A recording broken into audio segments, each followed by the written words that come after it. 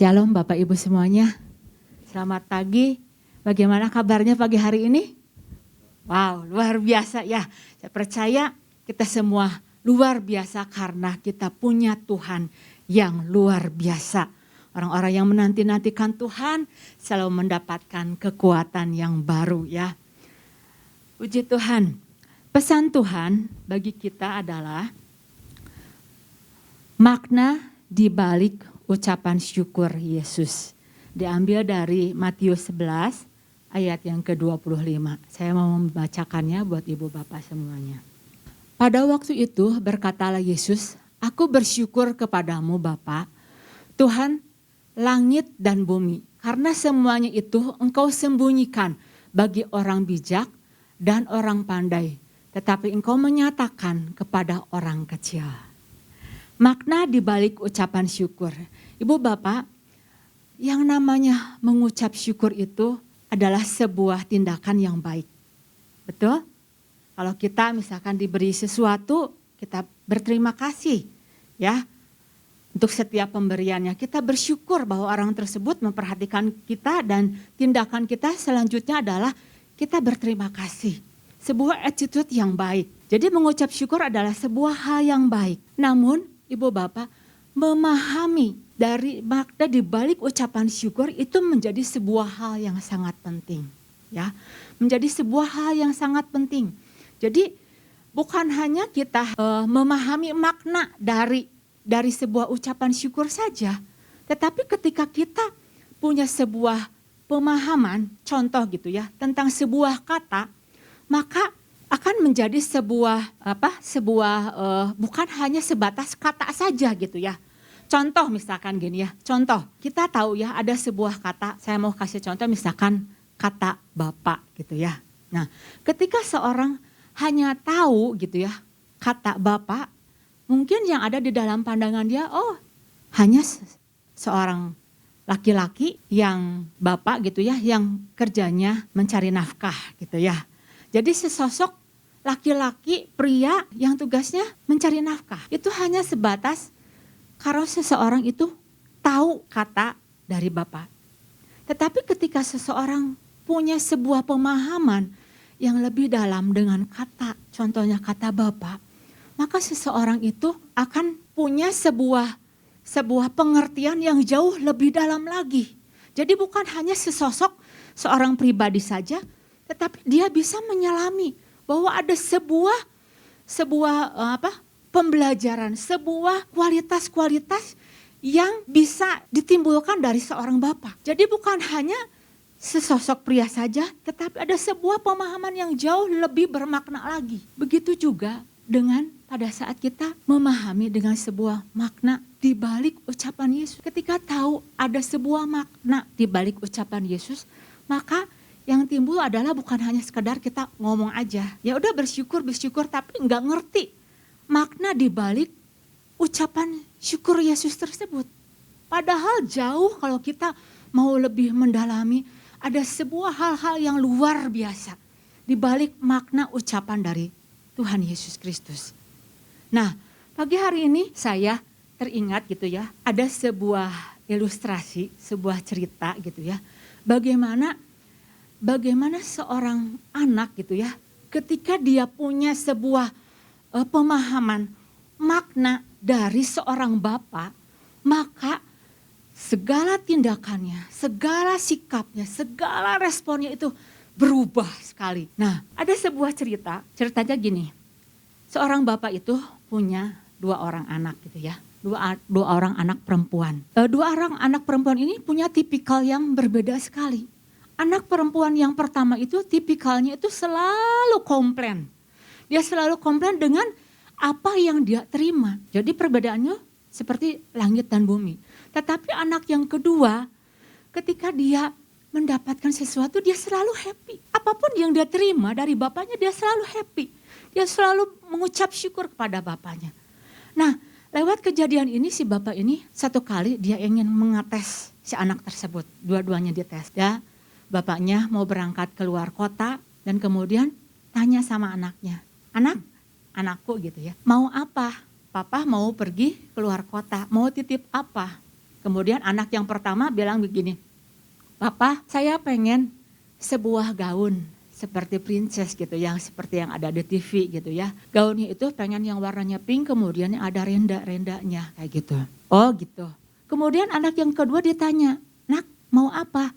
Anak yang kedua bilang sama papanya, Pak, saya mau mutiara gitu ya, yang ada di kalung-kalung seperti kayak gitu. Oke, katanya. Kemudian selang beberapa waktu papanya berangkat dan akhirnya pulang ke rumah dengan membawa 2 bingkisan.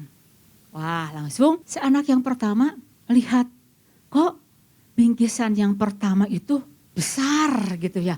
Ini pasti punya aku nih katanya, soalnya kan gaun tuh besar gitu ya.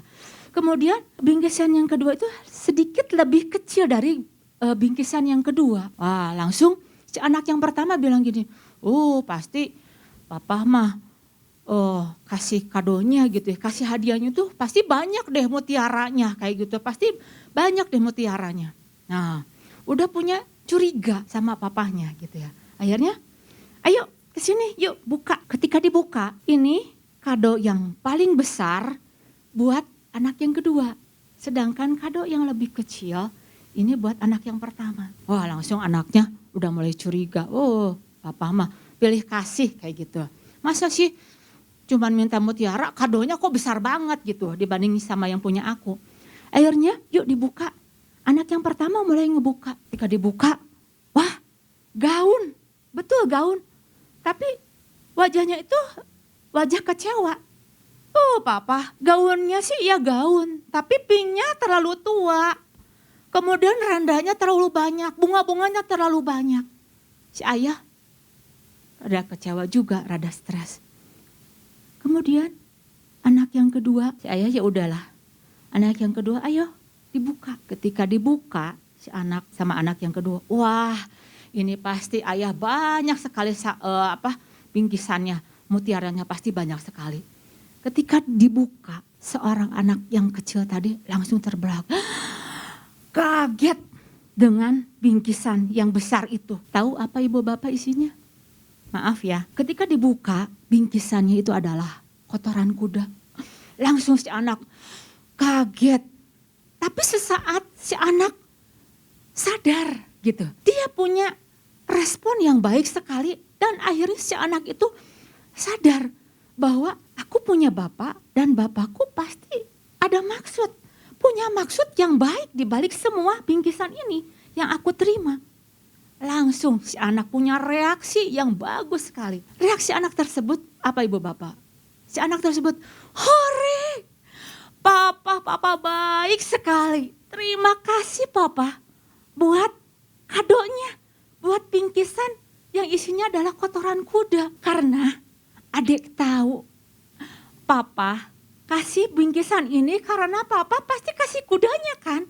Karena kuda itu gak bisa dibungkus. Langsung ketika ayah melihat reaksi dari anak tersebut, dari ungkapan, ucapan terima kasihnya, maka si ayah dia begitu terharu.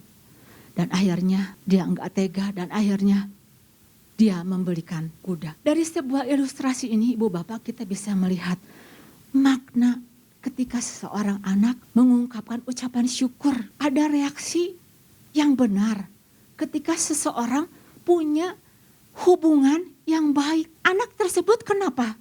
Dia punya reaksi yang baik sehingga dia bisa mengungkapkan ucapan syukurnya karena apa?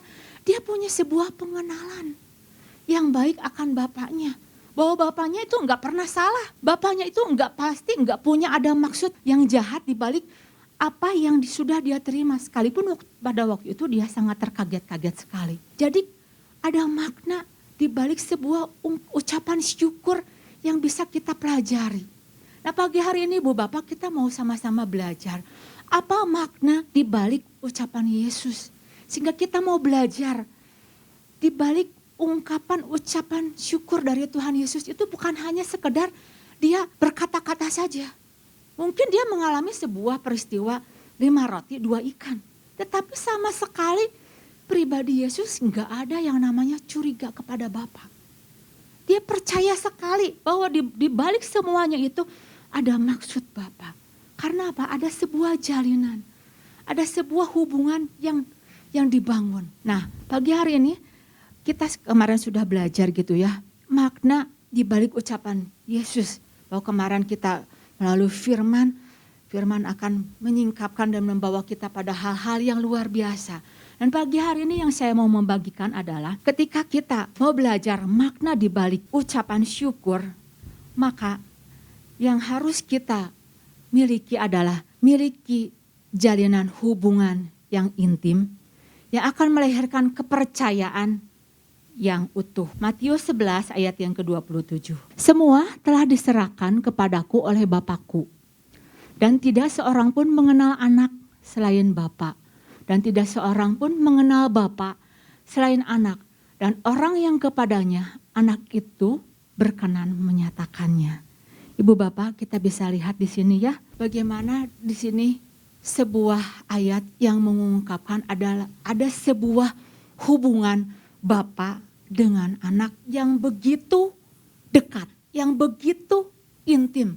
Sehingga dikatakan di sini apa? Dan tidak seorang pun mengenal anak selain Bapa. Dan tidak seorang pun mengenal Bapa selain anak. Jadi ada sebuah hubungan yang begitu dekat. Gak ada yang tahu, hanya hubungan mereka adalah hanya hubungan Bapa dengan anak. Begitu hubungannya itu, yang tahu percis anak adalah Bapa. Yang tahu percis Bapa adalah anaknya.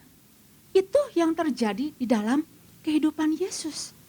Ketika Yesus memahami sebuah pemahaman yang benar gitu, pengenalan yang benar akan Bapanya lewat peristiwa-peristiwa demi peristiwa sampai dia masuk dalam peristiwa penyaliban.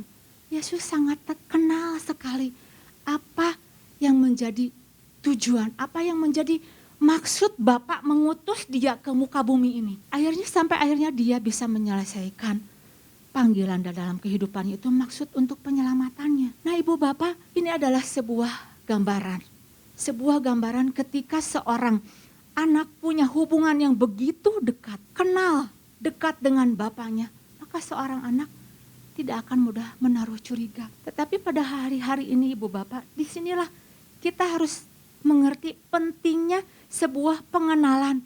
Itu akan membawa kita pada sebuah kepercayaan yang utuh. Percaya secara utuh kepada Bapa. Gak ragu lagi. Tapi banyak, gak sedikit gitu ya. Orang-orang percaya saat-saat ini ragu akan perkataan Bapaknya. Karena apa? Mungkin dalam pengikutan, dalam pengiringannya itu bukan dia itu kenal Bapaknya. Kalau yang namanya kenal, itu berbeda dengan yang namanya tahu. Kalau tahu itu hanya sebatas informasi.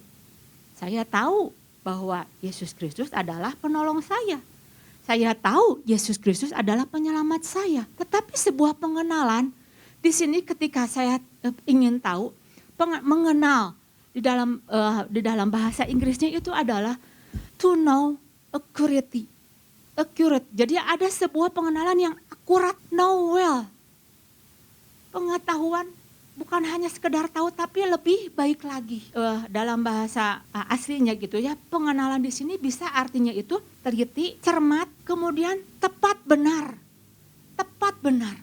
Jadi ketika kita menyadari bahwa kita ingin punya sebuah pengertian bahwa ketika kita menghadapi situasi dan keadaan dan kita mau bersyukur, ada sebuah pengenalankah yang kita jalin. Ketika Tuhan berkata begini di ayatnya, apa sih maksud Tuhan? Kita ingin tahu, kita ingin meneliti. Kenapa ya kok Tuhan bilang begini? Tepat benar seperti apa yang Tuhan sampaikan. Nah, kalau di dalam bahasa aslinya itu mengenal di sini adalah epiginosko. Epiginosko itu bukan hanya kita tahu, bukan hanya kita kenal, tetapi ada sebuah hubungan yang terjalin. Layaknya seperti seorang suami istri. Ada sebuah persetubuhan suami istri yang akhirnya menghasilkan sebuah anak misalkan gitu ya. Nah kalau misalkan kita punya hubungan, punya pengenalan dengan Tuhan lebih dalam, kita punya ginosko dengan Tuhan. Benar gitu ya. kita berginosko dengan Tuhan, apa yang kita hasilkan?